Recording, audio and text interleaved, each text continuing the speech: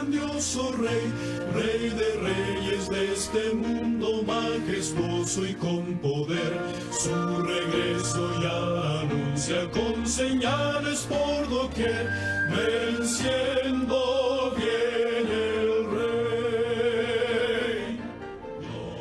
En un mundo tan agitado, donde pareciera ser que el tiempo no alcanza, los días se pasan rápido, Dios nos permite y nos da la oportunidad nuevamente de volvernos a encontrar con todos ustedes, y para nosotros, el remanente adventista, es un privilegio inmenso poder nuevamente entrar a su oficina, a su hogar, a su taller, a su vehículo, el lugar donde usted está trabajando o donde usted se encuentra. Es para nosotros un inmenso privilegio poder nuevamente compartir con ustedes, podernos encontrar y tratar de buscar soluciones de origen divinas para el diario vivir del ser humano en la vida material, en la vida espiritual.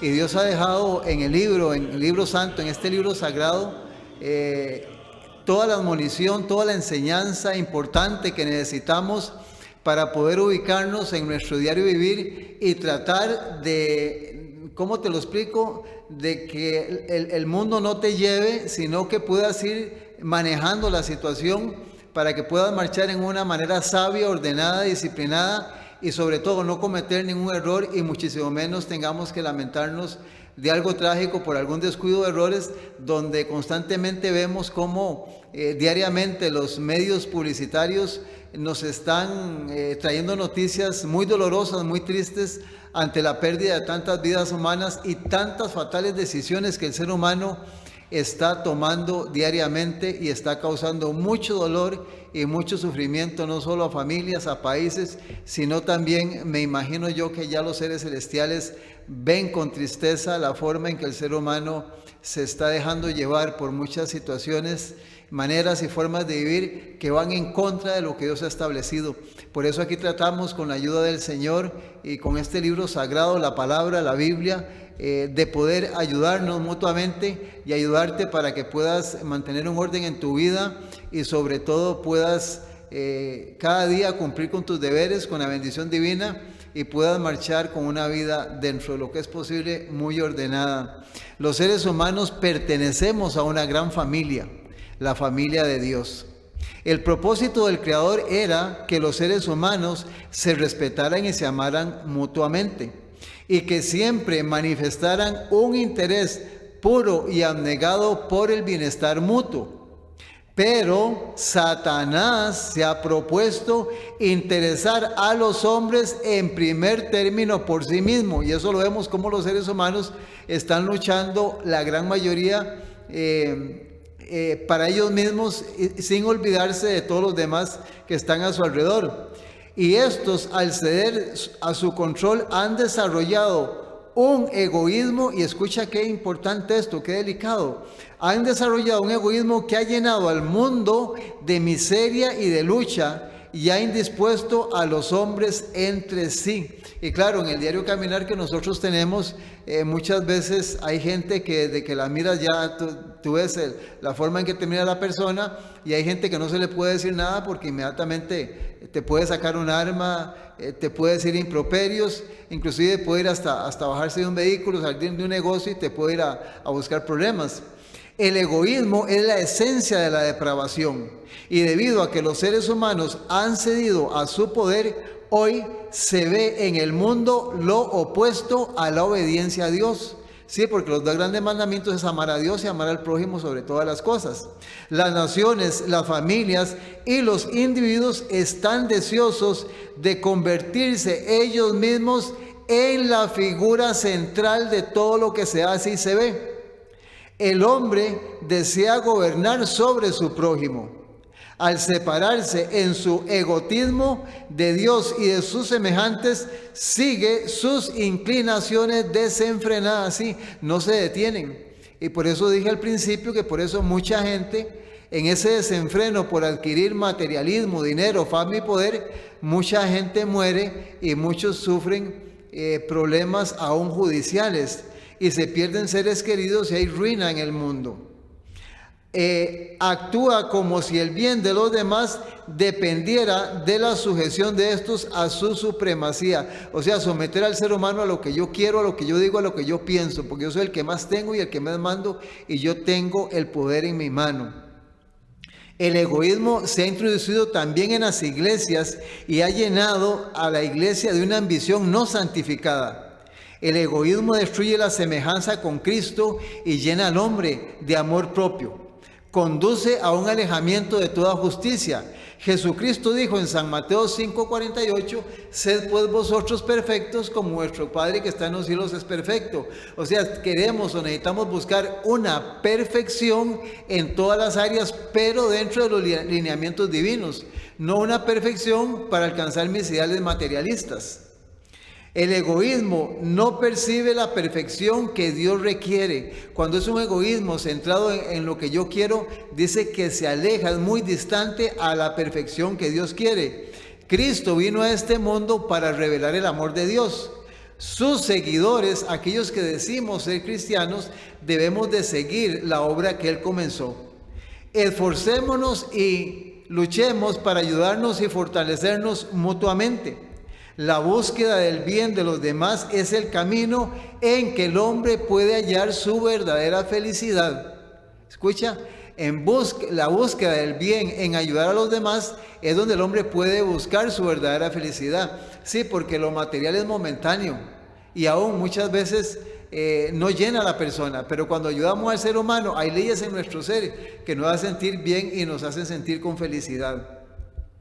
El hombre no obra contra sus propios intereses cuando ama a Dios y ama a sus semejantes. Sí, no está dentro de lo que Dios no quería, sino que cuando cumple con el amar a Dios, a sus semejantes, está dentro de la esencia de la forma en como Dios creó al ser humano a imagen y semejanza. Cuanto más desprendido sea su espíritu, tanto más feliz será porque está cumpliendo el propósito de Dios para él. Qué hermoso este pensamiento, ¿eh? Entre más cumplamos el propósito de Dios, más felices seremos. Así es como se respira la atmósfera celestial, la que llena de gozo. Para Él la vida constituye, para el ser humano, hombre y mujer, la vida constituye un cometido sagrado que considera inestimable porque ha sido dado por Dios para ser empleado para el servicio de los demás. Qué maravilloso esto. Somos el remanente adventista. Nuevamente, gracias por tu sintonía y por permitirnos nuevamente estar en su hogar a través de Radio Costa Rica y de Canal 19. Quisiéramos, como siempre es nuestra costumbre, vamos a abrir la palabra de Dios para ya meternos de lleno en la palabra divina, para que juntos podamos explorar y analizar un tema tan importante como hemos puesto por título este tema, principios conflictivos. Principios conflictivos porque hay principios inherentes en la persona. Un principio es una verdad fundamental y eterna que Dios ha puesto en la mente y en la estructura del ser humano. Pero se vuelven conflictivos cuando tenemos que tomar decisiones en la forma en que el mundo y el ser humano está viviendo. Entonces hay principios que entran en pugna con lo que Dios ha establecido. Así que yo le invito para que usted pueda acompañarnos en esta oración y juntos podamos pedirle a Dios que nos guíe a través del estudio de su palabra. Vamos a orar. Padre celestial y eterno, fundador y creador de todo el universo, a ti, oh Dios, en esta hora queremos darte gracias por todos los días que nos permites seguir existiendo en este mundo y por todas tus bendiciones temporales, materiales, que nos da diariamente, no solo en la hermosa naturaleza, en todo este globo terráqueo, donde habita todos los seres humanos en las diferentes partes de este mundo. Señor, podemos contemplar y podemos darnos cuenta que hay una mano divina, hay un ser infinito que se ha encargado de mantener esto en armonía y sobre todo para la felicidad y para bienestar del ser humano. Por eso cuando levantamos nuestros ojos hacia el cielo y especialmente en las noches de verano, cuando contemplamos las estrellas y vemos el firmamento, Señor, no nos queda más que reconocer que esto tiene un origen y que tiene un hacedor. Y gracias, Señor, porque en la vida de su Hijo amado Jesucristo hemos podido entender quién eres tú, oh Padre Celestial. Y por eso en esta hora queremos unirnos a todos nuestros hermanos, hermanas, amigos y amigas, no solo en el mundo entero, sino especialmente los que nos escuchan a través de Radio Costa Rica y de Canal 19. Que podamos, oh Dios, sacar momentos para meditar y analizar, Señor, lo que has dejado y lo que has planteado y planificado en este libro sagrado, en la Biblia, que será el futuro, la herencia gloriosa para todos aquellos que tomen la decisión de poder, Señor, dedicar su vida para vivir dentro de acuerdo del plan divino que has establecido originalmente para el ser humano. Para eso queremos rogarte que nos des una mente receptiva, un corazón dócil y que quites todo prejuicio y que podamos, como un niño, cuando escucha a su mamá, poder escuchar tu palabra cuando nos habla.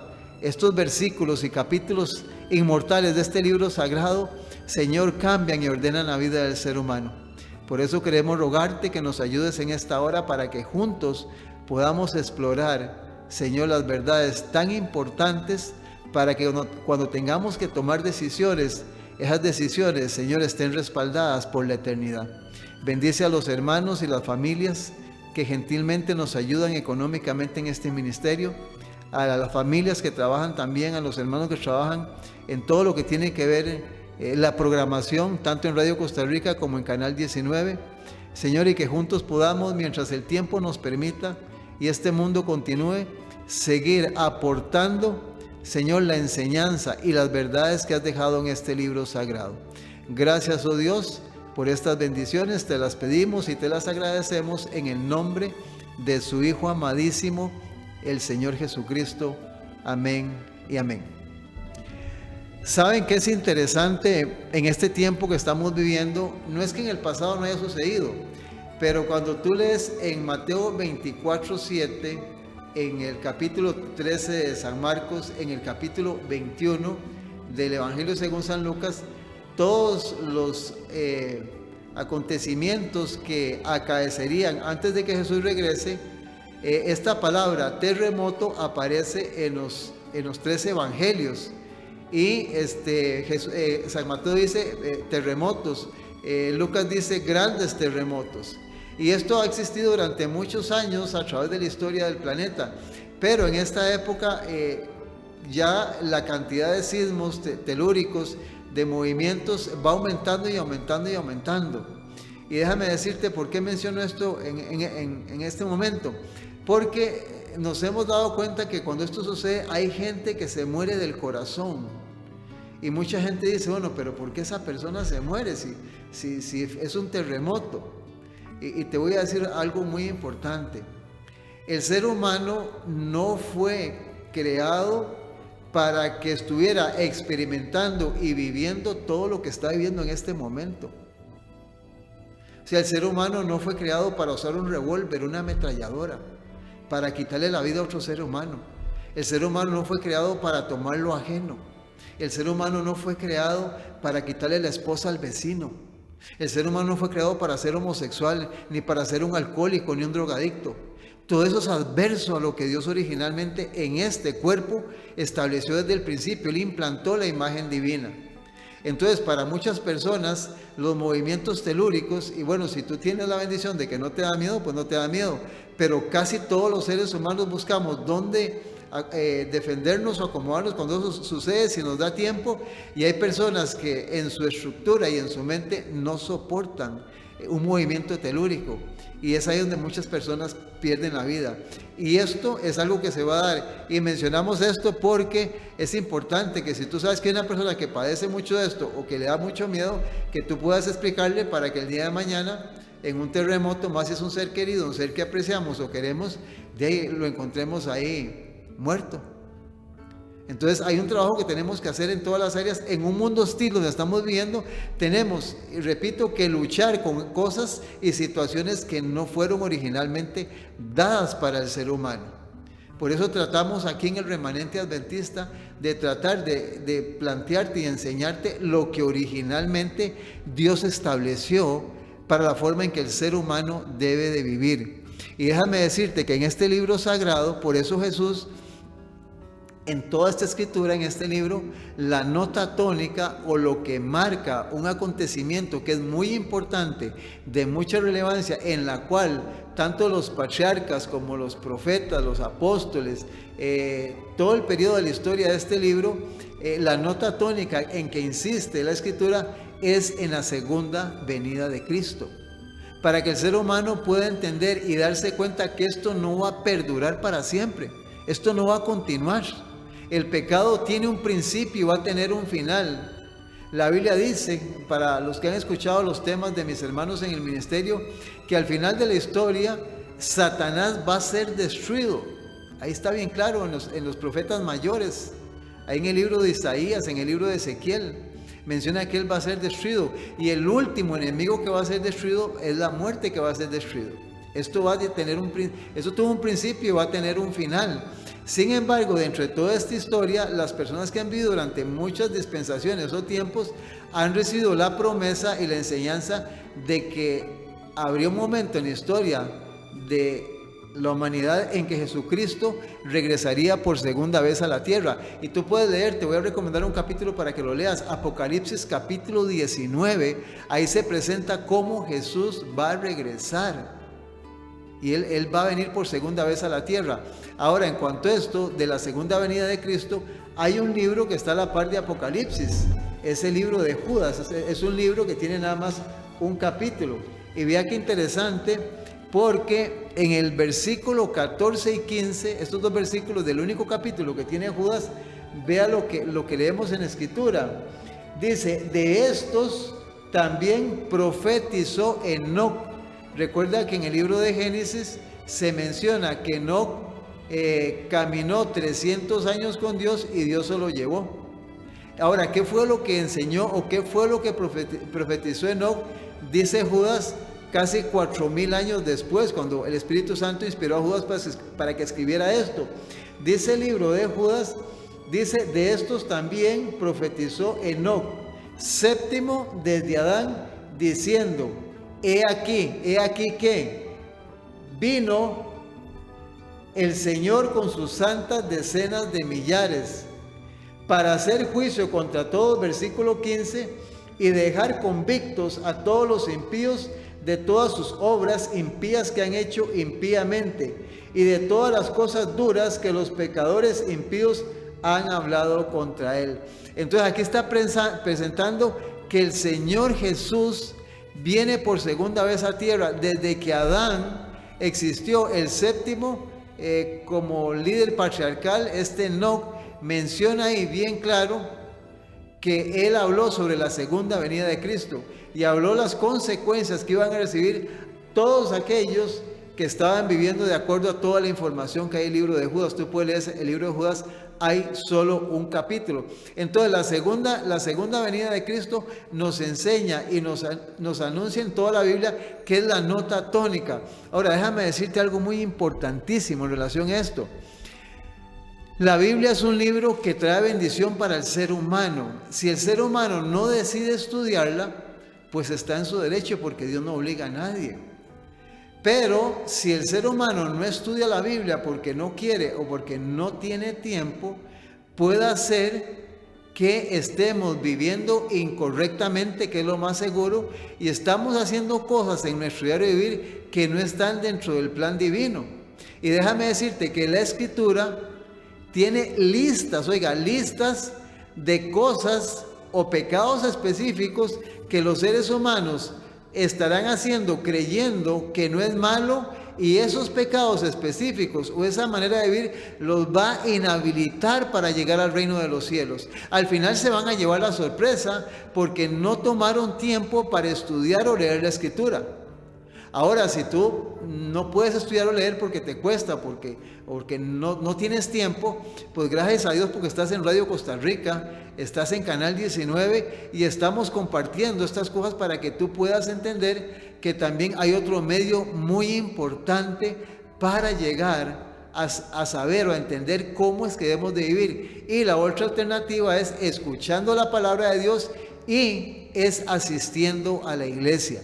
La iglesia juega un papel muy importante porque ahí lo que llegamos es a escuchar y aprender la palabra de Dios. Y aquí entre paréntesis te digo, bueno, tienes que buscar una iglesia donde te prediquen la verdad, porque ahora hay muchas iglesias que es más la música, la danza y el canto, y lo que menos se predica es de la palabra. Y la Biblia es toda palabra de Dios. Y ahí puedes ir sacando conclusión. ¿Qué conclusión puedes sacar? Bueno, estás en una iglesia donde solo te hablan de X tema y de ahí no se mueven, están solo ahí, hazte la pregunta, ¿y qué de todo lo demás que tiene la Escritura? Entonces necesitamos incorporar, movernos, agilizarnos para estar en sintonía y en orden con todo lo que Dios está haciendo, todo lo que Dios ha dejado establecido. En el libro de Malaquías, el capítulo número 4, recuerda algo muy importante. Nosotros hemos insistido que el Señor Jesús muchas veces en los evangelios, Él dijo lo siguiente: escudriñad las Escrituras. Todas las Escrituras. Por eso nosotros usamos desde el Génesis hasta el Apocalipsis, porque todo es palabra de Dios. En el capítulo número 4, el versículo 1, en algunas Biblias, en mi Biblia hay un título que dice el advenimiento del día del Señor. Y el capítulo 4, el versículo 1 dice: porque he aquí viene el día ardiente como un horno. Conversaba un día de estos con un amigo mío, porque como estuvo lloviendo mucho, ¿verdad? Y han habido muchas inundaciones. Me dice, pero no es que Dios había dicho que el arco iris y que ya no más agua y que esto y que el otro. Le digo, no, sí, estamos de acuerdo. El arco iris fue la señal que Dios dejó como distintiva de que no volvería. Fue un pacto que hizo con el hombre, en ese tiempo no era el representante, de que no volvería a destruir, a negar el mundo con agua, pero sin embargo tiene que seguir lloviendo por tanto desorden y por tanta situación que hay en el planeta. Pero la Biblia dice en el libro de Pedro que para cuando Jesús venga, Dios tiene reservados este mundo, y lo que esté aquí adentro que no esté en armonía con él, lo va a destruir con fuego. Esto se va a encender y se va a quemar y todos los elementos serán desechos. Eso está en 2 de Pedro, puedes leerlo ahí. Ahí está en la epístola del apóstol Pedro. Entonces aquí Malaquías, este profeta menor, menciona que viene el día ardiente como un horno, y todos los soberbios y todos los que hacen maldad serán estopa. Aquel día que vendrá los abrazará. Óigame, ¿y quién dice esto? No lo dice Malaquías, Malaquías fue el enviado, el mensajero. Dice: ha dicho Jehová de los ejércitos, y no les dejará ni raíz ni rama. Serán destruidos cuando Jesús regrese por segunda vez a la tierra. Ahora, hay una palabrita aquí en la cual sí queremos hacer un comentario muy importante. Esta palabra, todos los soberbios. ¿Quién es una persona soberbia? Porque muchas veces escuchamos de la palabra hipócrita, la persona humilde, la persona sumisa, y no, sacamos una conclusión de lo que hemos escuchado. Pero si tú vas al diccionario y buscas esta palabra soberbia, es aquella persona que es altiva, que es arrogante, que es orgullosa, que es también, cuando no se le da lo que quiere o no se le dice lo que le gusta, se vuelve violento. Y muchas veces expresa esa soberbia, y mucho cuidado con esto, esperemos que tú no estés en esa lista. La expresa con cólera, con ira, y le da rabia. Rabia le da. Es una persona soberbia. Y recuerda que Dios establece que son cosas en las cuales dice que la gente que sea soberbia será destruida cuando Jesús venga. Si eres altivo, si eres arrogante, si eres soberbio, y más si usas la violencia, y hay veces te da cólera y manifiestas ira y rabia, eres una persona soberbia. Necesitamos tener a Cristo en nuestra vida a través del Espíritu Santo para que Dios pueda darnos un carácter apacible, un carácter humilde y un carácter donde podamos vivir dentro de acuerdo del plan divino. Y entonces aquí menciona la Escritura que los soberbios serán destruidos cuando Jesús venga por segunda vez a la tierra. Y especialmente yo quiero decirte, también una persona soberbia es aquella cuando sabe que tiene que reconocer que está equivocado, que le están diciendo la verdad, y entonces busca una excusa, un pretexto, o saca su ego, ese yo que está por dentro, y trata de evadir toda verdad que viene de la palabra de Dios. La persona se vuelve también soberbia espiritualmente. Y más cuando viene de una persona que no está al nivel que nosotros tenemos o que nosotros queremos, que es una persona tal vez de recursos bajos o que no tiene el estudio que nosotros tenemos. Entonces mucho cuidado, porque esta palabra soberbia será un calificativo en personas que estarán no aptas para entrar al reino de los cielos cuando Jesús regrese por segunda vez a la tierra. En el Evangelio según San Mateo, el Señor Jesús, en el capítulo número 23, que es donde siempre pues andamos rondeando todo lo que tiene que ver con la segunda venida de Cristo. En el capítulo número 23, el versículo número 23, menciona la Escritura lo siguiente. Dice: ay de vosotros, escribas y fariseos. Vienen signos de admiración. Porque diezmáis la menta, el eneldo y el comino, y dejáis lo más importante de la ley. Esto era necesario hacer sin dejar de hacer lo otro. En este versículo nosotros estamos encontrando algo muy importante. Algo muy importante. Él les reclama a sus dirigentes religiosos de aquel tiempo, que eran muy estrictos, eran muy ordenados en sacar lo que eran los diezmos, las ofrendas y todo lo que tenía que ver con las contribuciones y leyes establecidas por Dios para ellos en el tiempo de Cristo. Pero nota, interesante que en este versículo que estamos leyendo, dice la Escritura que Jesús dijo: esto era necesario hacer sin dejar de hacer lo otro. O sea, Jesús está ratificando ahí bien claro que Él está sosteniendo que eso es un principio de obligación y deberes en cuanto al dinero en relación al templo que tenía que hacerse.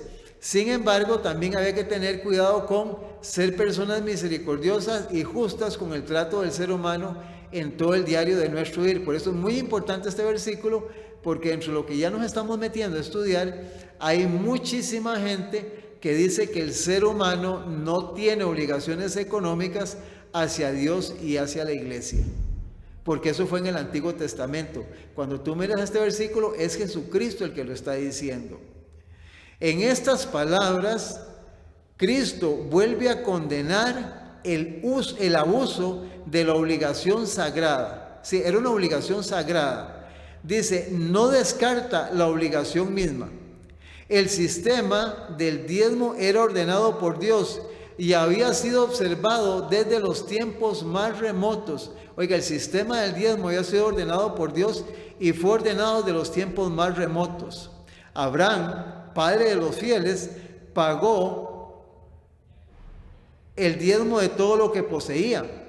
Los gobernantes judíos reconocían la obligación de pagar el diezmo y eso estaba bien, pero no dejaban a la gente libre para ejecutar sus propias convicciones del deber. Y aquí vamos a entrar, ahora vamos a mencionar que estos dirigentes de aquel tiempo querían controlar no solo la vida económica de la persona, sino aún la vida misma de sus obligaciones y deberes en otras áreas. Querían tener un poder sobre el ser humano, querían gobernar al ser humano en todas las áreas.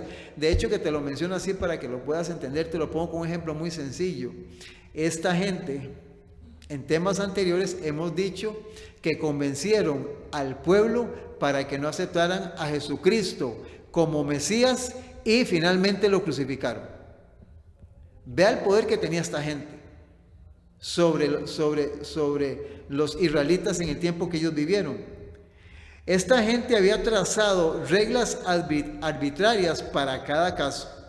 Los requerimientos habían llegado a ser tan complicados que era imposible cumplirlos.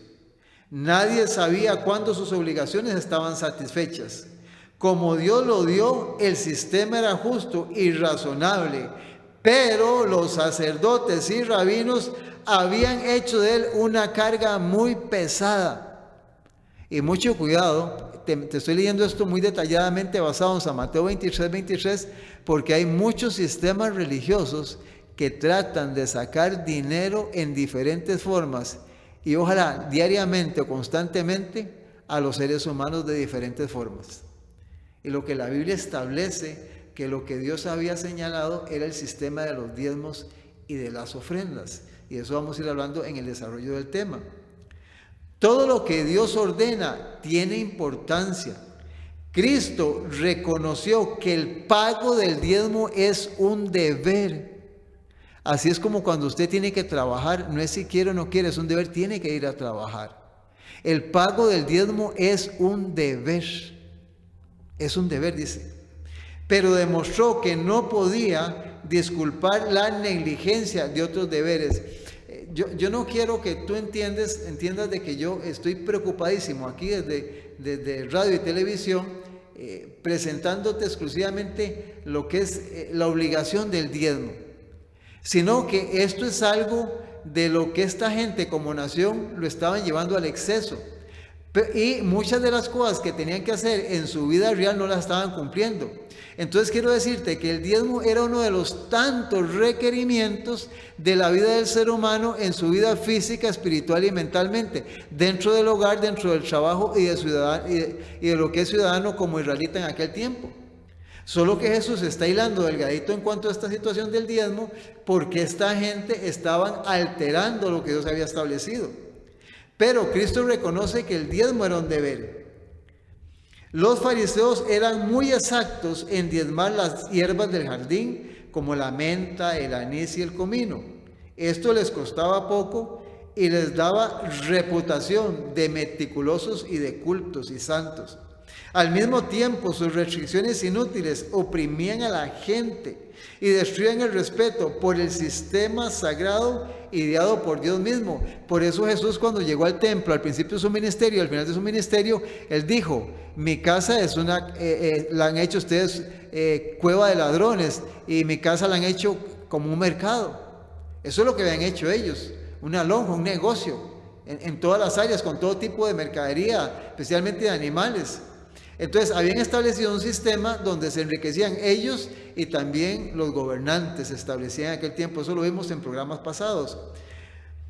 Dice: ocupaban la mente de los hombres y mujeres con distinciones triviales y apartaban su verdad de las verdades esenciales.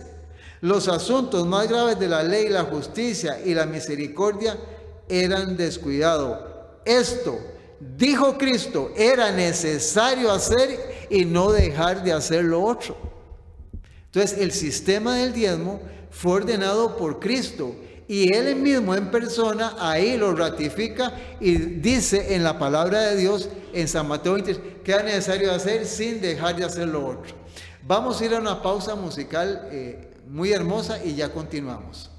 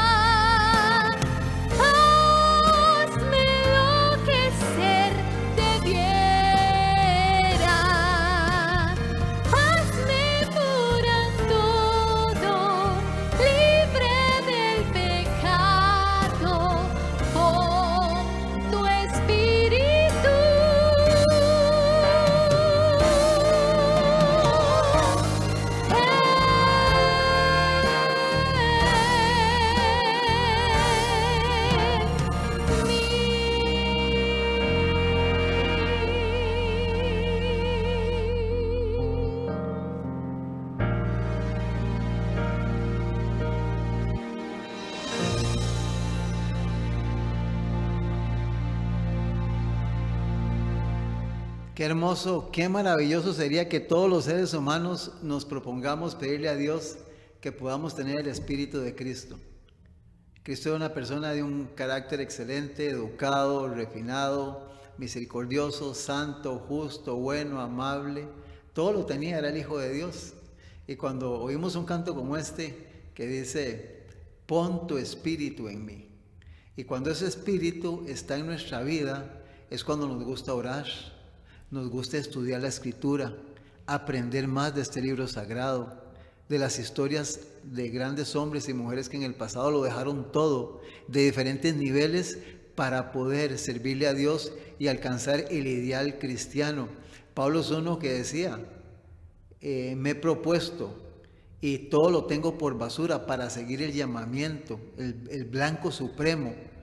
Y él al final de su ministerio dice, no es que lo haya alcanzado, pero sigo para que al final me den la corona de vida eterna, y no solo a mí, sino a los que esperan y aman la segunda venida de Cristo. El desafío tú lo tienes, pero déjame decirte que si hay algo hermoso en el mundo para un ser humano es involucrarse con las cosas que tienen que ver con todo lo que es espiritual. La iglesia, la oración, la Biblia, el vivir y tener amistad, camaradería con personas que están luchando por ser mejores, por vivir en una manera correcta. Eso es tan importante y tan lindo. Si no lo estás haciendo, el Señor te invita para que puedas buscar ambientes y puedas no solo ser parte, sino que puedas incorporar a tu familia. Estamos hablando de los ayes que Jesús habló sobre los dirigentes de aquel tiempo. Y estamos viendo y diciendo que el sistema del diezmo, Jesús mismo en San Mateo 23:23 está ratificando que era necesario esto, tanto como los demás requerimientos en la vida diaria del ser humano. En el capítulo 23 de San Mateo, de hecho que tú debes de leer todo este capítulo 23 de San Mateo, el versículo 25 Jesús vuelve a decir, ay de vosotros, escribas y fariseos hipócritas, porque limpiáis lo de fuera del vaso y del plato, pero por dentro estáis llenos de robo y de injusticia. Óigame, qué tremendo esta gente. Qué clase de liderazgo tenía la iglesia en aquel tiempo. Imagínense, si así andaban los líderes religiosos, imagínense cómo andaban los gobernantes. Qué terrible, ¿verdad? Jesús vivió eso en carne propia. En el 23:25 y en el 23:14 Jesús dice lo siguiente. Dice el versículo 14, ay de vosotras, escribas y fariseos hipócritas, porque devoráis las casas de las viudas y como pretexto hacéis largas oraciones, por esto recibiréis mayor condenación. Nota que aquí Jesús menciona la situación de lo que eran las viudas, las casas de las viudas. ¿Por qué Jesús insiste o Jesús menciona la situación de las viudas? Es interesante porque Jesús está reconociendo que hay cosas importantes en las cuales el líder religioso no debe de meterse con la vida particular del ser humano, y menciona esto.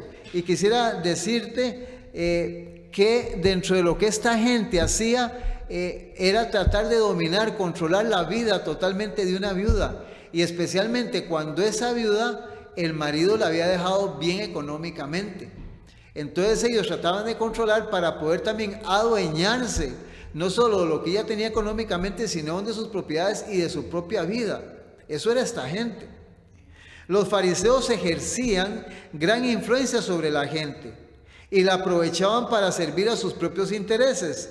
Conquistaban la confianza de las viudas piadosas y les indicaban que era su deber, dedicar su propiedad a fines religiosos. Cuidado, porque yo sé por experiencia y por lo que he escuchado de líderes religiosos que hasta tratan de pedirle propiedades, vehículos, casas, aún hasta aviones a las personas y a las iglesias. Habiendo conseguido el dominio de su dinero, estos astutos maquinadores lo empleaban para su propio beneficio. Para cubrir su falta de honradez, hacían largas oraciones en público y hacían gran ostentación de piedad. Cristo declaró que esta hipocresía les traería mayor condenación. Por eso dice, ay de vosotros, mayor condenación, porque eran hipócritas. Dice, la historia menciona que la misma reprensión cae sobre muchos que en nuestro tiempo hacen la misma profesión de piedad. ¿Cómo? En nuestro tiempo, actualmente, en nuestros días, hay muchos que tienen esa profesión de piedad. Entonces, ten mucho cuidado cuando están pidiendo dinero, propiedades, esto y el otro. Y especialmente aquellas mujeres que no tienen marido y tienen posesiones, tengan mucho cuidado de los líderes religiosos, porque Dios ha establecido un plan de benevolencia sistemática para que usted esté bien con lo que establece la Escritura y lo que Dios pide, y no lo que está estableciendo el ser humano para controlar a las masas y a la gente y enriquecerse, y en un púlpito hacen profesión de piedad. Mucho cuidado con esto. Ponga atención, porque esto Jesús lo dejó para nuestros tiempos. Su vida estaba manchada de egoísmo y avaricia, pero arrojaban sobre ella un manto de aparente pureza, y así por un tiempo estuvieron engañando a sus semejantes. Pero déjame decirte algo, podrán engañarte a ti, pero a Dios no van a engañar, porque Dios lo ve todo. Él lee todo propósito del corazón y juzgará a cada uno según sus obras. Qué interesante. Menciona aquí que va a juzgar a cada uno según sus obras, porque está escrito en la palabra del Señor. Es interesante que el mismo Señor Jesús menciona que en estas palabras Cristo vuelve a condenar el abuso de la obligación sagrada. No descarta la obligación misma. El sistema era ordenado por Dios desde tiempos pasados y debía de ser observados hasta que dure el tiempo cuando Él regrese por segunda vez a la tierra, establecido por Dios para pasado, presente y futuro. Aquí mismo en el Evangelio según San Marcos hay algo interesante. San Marcos capítulo número 12 menciona lo siguiente, los versículos del 41 al 44, hablando sobre las viudas. Dice San Marcos capítulo 12, versículo 41, 42, 43 y 44. Estando Jesús sentado delante del arca de la ofrenda, miraba como el pueblo echaba dinero en el arca, y muchos ricos echaban mucho. Y vino una viuda pobre y echó 2 blancas, o sea, un cuadrante, algo muy pequeño. Entonces, llamando a sus discípulos, les dijo: de cierto os digo que esta viuda pobre echó más que todos los que han echado en el arca, porque todos han echado de lo que les sobraba, pero esta, de su pobreza, y escucha, echó todo lo que tenía, todo su sustento. Oiga, me depositó todo esto. Y sabes que es interesante, porque este pasaje,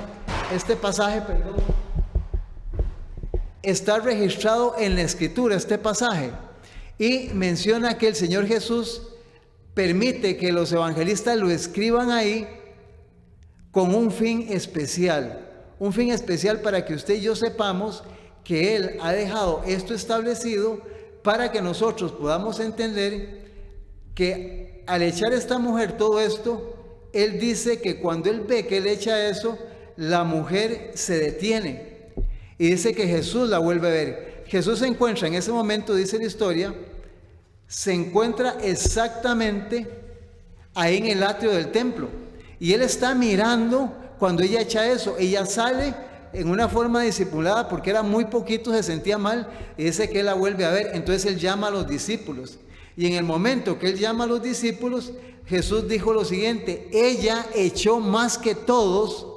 Dice, los ricos habían dado de su abundancia, muchos de ellos para ser vistos y honrados por los hombres. Sus grandes donativos no los habían privado de ninguna comodidad, ni siquiera de algún lujo. No habían requerido sacrificio alguno, y no podía compararse con el valor de lo que la viuda había echado.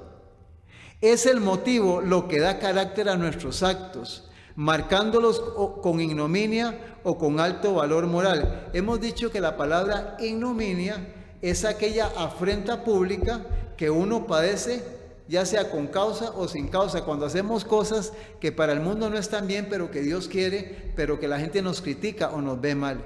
Ella se sentía mal porque a la par de tanta gente echando eso que era nada, ella se sintió llena de ignominia, se sintió mal. Pero dice que es interesante, dice, no son las cosas grandes lo que Dios ve y lo que toda lengua alaba, lo que Dios tiene como propósito. Los pequeños deberes cumplidos alegremente, los pequeños donativos dados sin ostentación, sin presumir, y que a los ojos humanos pueden parecer sin valor, se destacan más altamente a la vista de Dios.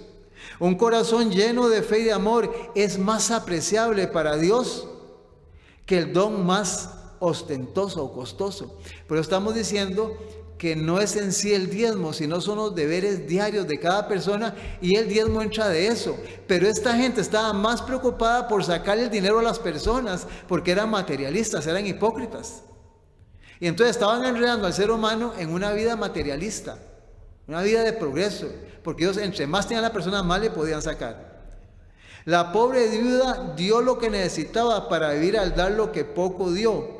Se privó de alimento para entregar esas 2 blancas a la causa que amaba. Y vamos a hacer un comentario, pero quiero terminar de leer este pensamiento. Dice que echó lo que amaba y lo hizo con fe, creyendo que su Padre Celestial no pasaría por alto su necesidad. Fue este espíritu anegado y esta fe infantil lo que mereció el elogio del Salvador. Dice, esta forma de fe infantil, dice, espíritu negado, fue lo que el Salvador quiso reconocer en ese momento y explicar a los discípulos. Y aquí yo quiero hacerte un comentario muy importante. Cuando nosotros amamos esta causa, ¿cuál causa?